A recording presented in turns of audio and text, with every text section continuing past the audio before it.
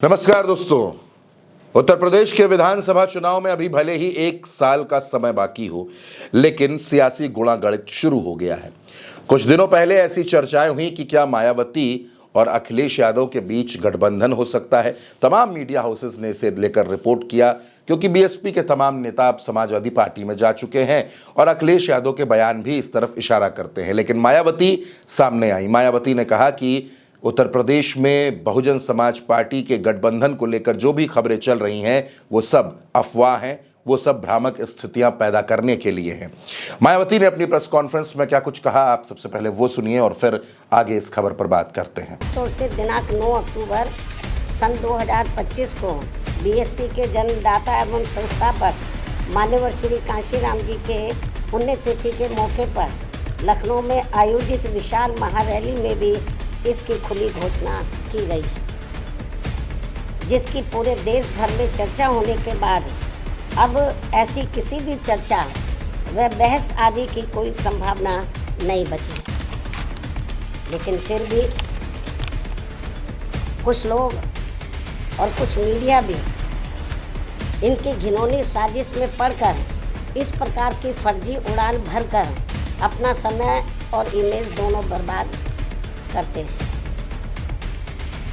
तो इसे फिर बीएसपी विरोधी हथकंडा ही माना जाएगा, जिस पर लोगों को ध्यान देने की बिल्कुल भी ज़रूरत नहीं है। ये जो उल्टी पुल्टी गलत जो खबरें देते रहते हैं अलायंस को लेकर, तो इस पर लोगों को ध्यान देने की बिल्कुल भी ज़रूरत नहीं है। वैसे भी बीएसपी के लोगों को ये अच्छी तरह से मालूम है कि कांग्रेस, सपा व भाजपा आदि इन पार्टियों की सोच संकीर्ण व परम पूज्य बाबा साहब डॉक्टर भीमराव अम्बेडकर विरोधी होने के कारण इनका अम्बेडकरवादी बीएसपी से गठबंधन करने की नीति केवल इनके वोटों का राजनीतिक व चुनावी स्वार्थ तथा इनसे गठबंधन करने से बीएसपी को केवल नुकसान ही नुकसान होता है, फायदा नहीं।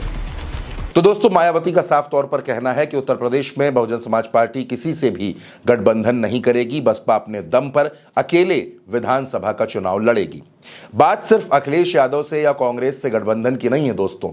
बहुत दिनों से सियासी फिजाओं में एक खबर चल रही थी कि मायावती और ओवैसी, असदुद्दीन ओवैसी के बीच गठबंधन हो सकता है। उत्तर प्रदेश में बसपा और एआईएमआईएम मिलकर विधानसभा चुनाव लड़ सकते हैं। लेकिन अब मायावती ने इन तमाम बातों को, इन तमाम दावों को सिरे से खारिज कर दिया है और मायावती ने स्पष्ट कर दिया है कि उत्तर प्रदेश में मायावती अकेले चुनाव लड़ेंगी।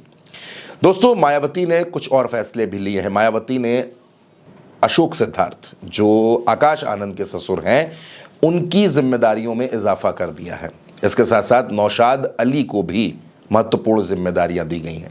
मायावती को लगता है कि नसीमुद्दीन सिद्दीकी के समाजवादी पार्टी में जाने के बाद बसपा को अब मुस्लिम चेहरों की ज़रूरत है, बड़े मुस्लिम नेताओं की ज़रूरत है। ऐसे में नौशाद अली को बड़ी जिम्मेदारियां दी गई हैं। इधर मायावती ने आकाश आनंद को भी कई जिम्मेदारियां देकर मिशन 2027 में लगा दिया है। कहा जा रहा है कि आकाश आनंद होली के बाद से उत्तर प्रदेश के अलग अलग ज़िलों में रोड शो करेंगे, रैलियां करेंगे, लोगों से मिलेंगे। मायावती हाल ही में एक बड़ी बैठक कर चुकी हैं।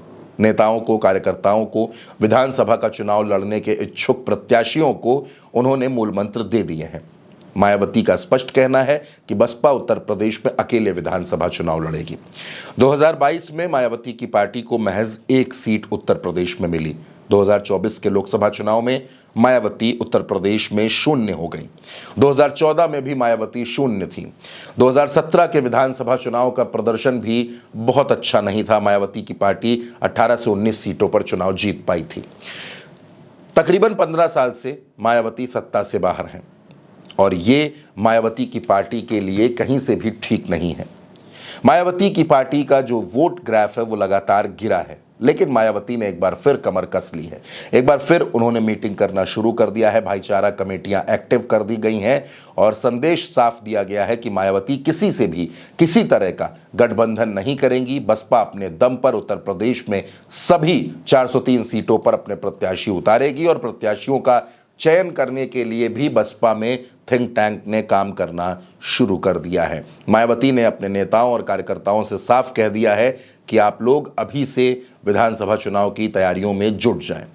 दोस्तों, ये बीएसपी का, मायावती का स्टाइल रहा है कि वो चुनाव से 1 साल पहले ही प्रत्याशियों का ऐलान करना शुरू कर देती हैं। हमेशा ये देखा गया है। 2007 का वक्त था, मायावती ने सोशल इंजीनियरिंग की, दलित, ब्राह्मण और मुस्लिम गठजोड़ बना और उत्तर प्रदेश में मायावती चौथी बार मुख्यमंत्री बनी और पहली बार पूर्ण बहुमत की सरकार बहुजन समाज पार्टी ने अपने दम पर बनाई।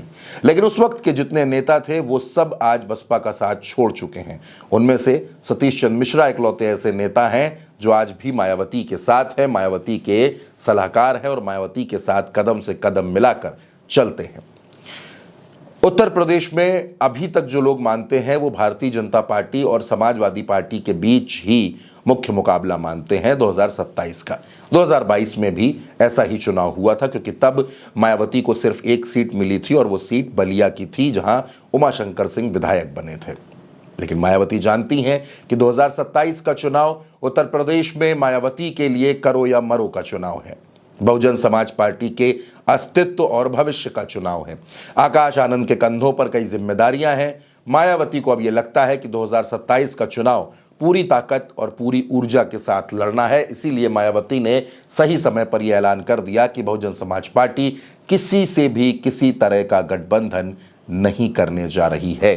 तो ये मायावती का स्पष्ट संदेश जो पूरे के पूरे प्रदेश के लिए, प्रदेश के नेताओं के लिए और हर सियासी दल के लोगों के लिए भी है कि मायावती अकेले ही उत्तर प्रदेश के चुनावी दंगल में उतरेंगी। मायावती का अकेले चुनाव लड़ना बसपा के लिए फायदेमंद रहेगा या नुकसान करेगा? इस पर आप क्या सोचते हैं? अपनी राय कमेंट बॉक्स में जरूर बताइएगा। नमस्कार।